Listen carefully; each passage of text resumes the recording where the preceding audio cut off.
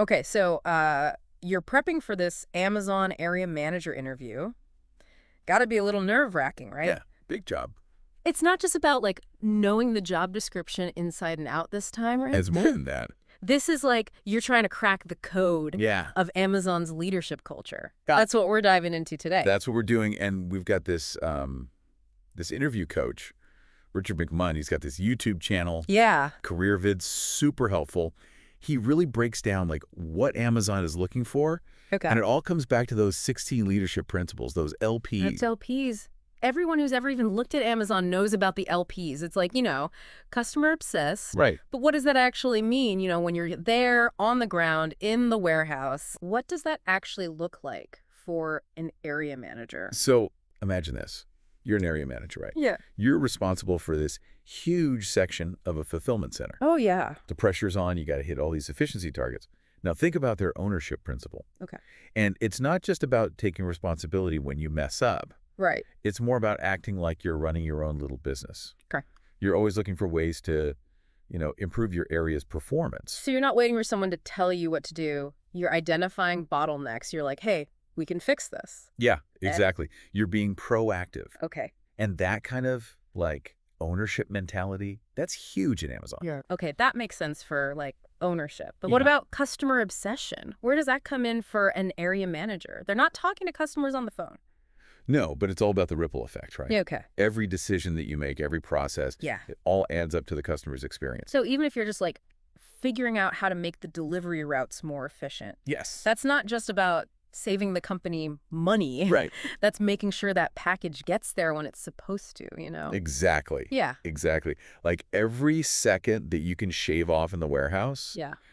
that's a smoother experience for the customer. And that's what Amazon wants. Yeah.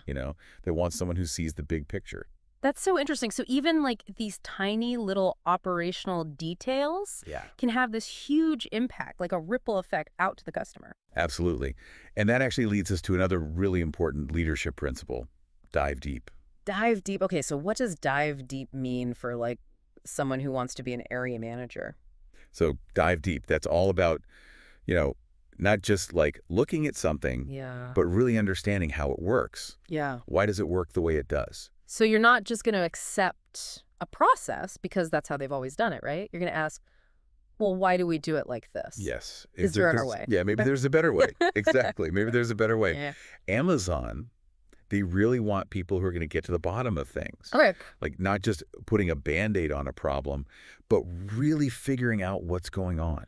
Why is this happening? Yeah. That makes me think about those stories you hear about, how they use all the robots now in the warehouses. Yes. I bet that came from someone really diving deep and being like, Exactly. hey, we can use robots for this. Absolutely. And that ties into another big thing about being an area manager. Okay. You got to understand the tech side. Yeah. Okay. So let's talk tech then. We've talked about the LPs, the leadership principles. Right. But what about the nuts and bolts? What's an area manager actually using day to day? So, Richard, he doesn't get too much into the weeds with the specific software or anything. Yeah. But trust me, data is king in this role. Okay. You're going to be living and breathing metrics, tracking performance, using all kinds of software to manage the inventory, Okay. the logistics, the whole 9 yards. So yeah, being comfortable with data, being comfortable with tech, Huge. that's important. It's not just managing people.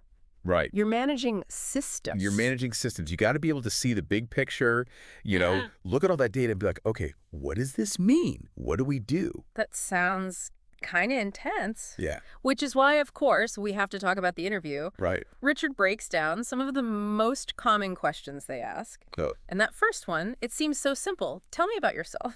Right. The classic. But it's your first impression, right? Yeah. This is your chance to really show them what you're made of. Okay, so no pressure. Right. Right. Exactly. How do you actually nail it? So, Richard, he says there's two really key things. First, you got to be a good communicator. Yeah. You got to be confident. Yeah. Practice your answer. Yeah. Make sure it sounds natural. Yeah. 'Cause they want to see that you can handle yourself, Makes sense. that you can lead.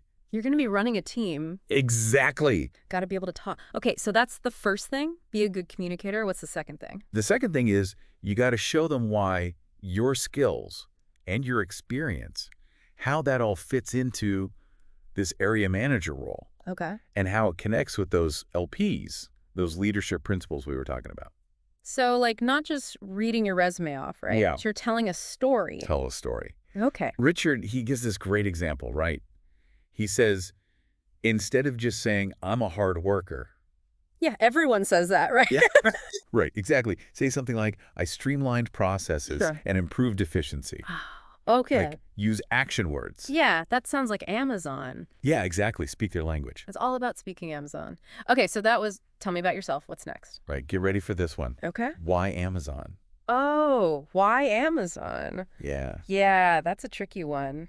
You can't just say, oh, because you're a great company. Yeah, I feel like everyone says that, right? Right. They want to know why you want to work for Amazon. Okay. Specifically, you Yeah. know, what is it about them? Okay. So Richard, he says, be genuine. Yeah. Do your research. Yeah. Show them that you want this job, Yeah. not just any job, Okay. that you're drawn to what they're doing. So instead of being like, oh, I'm impressed by how much you've grown, it's more like, I'm inspired by your commitment to the customer or something like that. Yeah, exactly. Like, talk about their values. Okay. You know, talk about how your goals line up with what they're doing. So you got to do your research. You got to know those LPs. You got to know what Amazon's all about. Exactly. And also show them that you can keep up because Yeah. Amazon moves fast. Fast paced. Yeah. Okay. So we talked about, tell me about yourself. Why Amazon? Okay. Now let's get into the real nitty gritty, the behavioral question. Right. The behavioral question. These are the ones where they really want to know. Like, Yeah. how do you actually think? Exactly. How do you act in the real world? This is where you get to tell your stories. Yeah. So how do you prep for that? So the STAR method is your best friend here. Okay. Set of methods. Situation, Okay. task, action, result. Got it. It's like a storytelling framework. Yeah, exactly. It helps you remember, okay, I got to set the scene. What did I do? What happened? Okay. It keeps you on track. So what's like a classic behavioral question that they might ask at Amazon? Oh, this one comes up all the time. Tell me about a time you improved a process or made a customer-focused decision. It's like they're trying to get you to say the LPs Right. without actually saying it. Exactly. Okay, so how do you tackle that one using the STAR method? Okay, so Richard, he gives this great example. Okay. He talks about he realized that deliveries were getting delayed at his old company, which obviously huge problem. Yeah. Customers were not happy. Yeah. So he dug a little deeper. Yeah.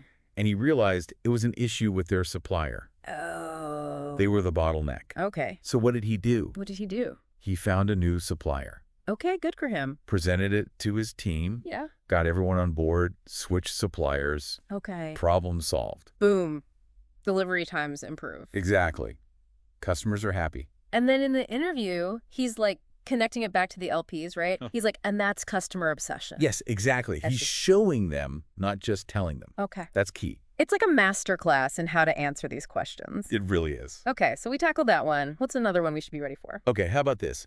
Tell me about a time you found a simple solution to a complex problem. Oh, I bet they love that one at Amazon. And they eat that up. Yeah, because it's all about efficiency. It's like, we don't want some big, complicated thing. We want something Simple. easy, elegant. Yeah. Okay, so how do you even approach that one? Again, it all comes back to that STAR method. Okay. Set the scene, right? Describe the problem. What did you do? And what was the outcome? Okay. Richard, he gives this great example in the video. He talks about this time when communication was a nightmare. Okay. His company was growing really fast. Everyone was feeling overwhelmed. Oh, yeah. Too many emails, too many meetings. Classic. So instead of proposing some big, complicated software system, Yeah. he's like, you know what?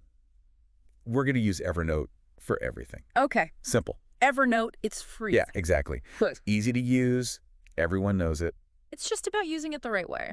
Exactly. Yeah. And it worked. Communication improved. Productivity went up. Everyone's happy. So smart. Right. It's so simple. Exactly. It's so smart. Sometimes the simplest solutions are the best ones. That's such a good example. And notice how he focuses on the positive outcome, you know? Yeah. Always end on that high note. Oh. Okay, we're on a roll. What else? What other questions do they like to ask? What other questions do they like to ask? So many. But honestly, we could talk about interview questions all day. Right. But I think the really important thing here, Yeah. how does this apply to you? Right. Like, you're getting ready for this interview. Yeah. What's clicking for you? What's like the biggest takeaway so far?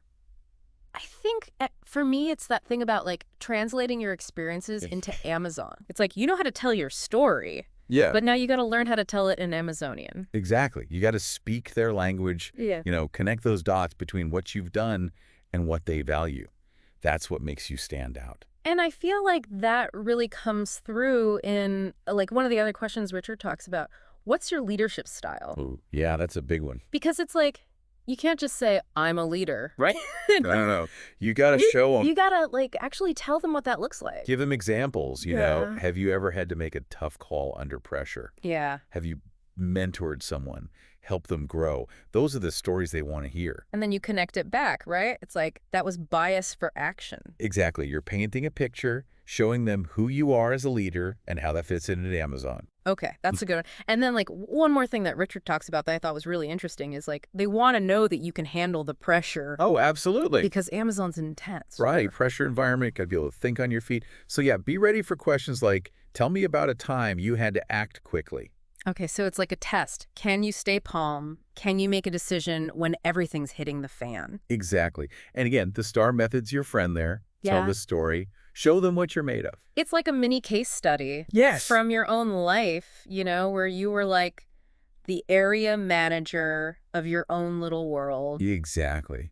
And remember, this is about more than just getting the job offer, right? It's about setting yourself up for success if you do get hired. Yeah. Amazon's all about continuous improvement, always pushing the limits, Yeah. always be learning, always be growing. Right. Okay, so if you're out there getting ready for that big Amazon interview, Good luck. remember, it's not just about checking boxes. It's about showing them who you are, why you belong at Amazon, and how you embody those leadership principles. Exactly. Show them you're an Amazonian even before you get the badge. Love it.